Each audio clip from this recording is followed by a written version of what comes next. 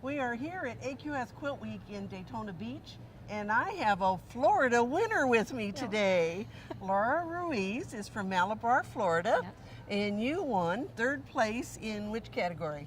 In pictorial wall quilts. Okay, well, congratulations. Well, thank you so much. It's been very exciting. Oh, well, so let's talk a little bit about your quilt. Your quilt is got a lot of loft to it, so how do you manage that? Okay, I usually use 2 layers of batting. First the cotton layer and then a wool layer on top, and that gives it a lot of loft. That wool has kind of a lot of bounce to it. There's a lot of spring, doesn't yes, it? And so the areas that you don't quilt heavily really puff out, and so it gives it a lot of dimension and a lot of texture. Well, and for the quilters out there, that's a little secret because it also doesn't crease nearly as hard, does it? That's right. With the wool batting in there. Right. So you don't get as many wrinkles in the quilt and that kind of thing. Well, so you have nice. such beautiful colors. Did you do something special?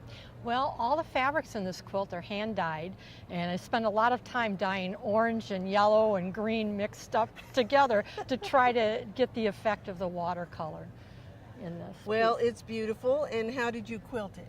Okay, with my sewing machine at home, my domestic machine. Okay. I have a long sit-down long arm now, but at the time when I quilted this, I didn't have that, and so it was just a regular domestic machine.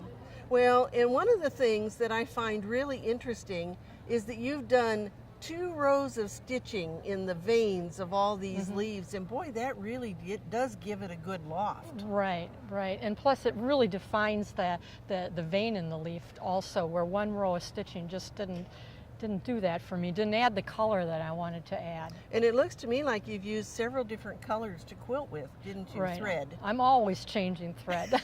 One piece might use 30, 40 different colors of thread, depending on the piece. It's a beautiful quilt, and I like the way you've done the kind of water flowing in the background here behind this.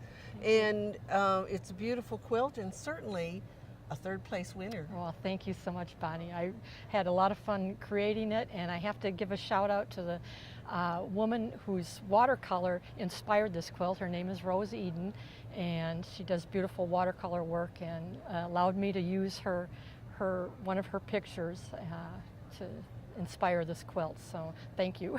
Well, it's beautiful, and so we hope that you'll enter the AQS Quilt Week contest, and you can do that online by going to quiltweek.com/contest, and there still are some of the contests for 2017 open so that you can enter, and the rules are also available for 2018.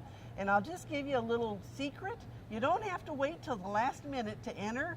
We hope we'll see an entry from you, and Laura, we hope we'll see some more quilts from you as well. You sure will. Thank you.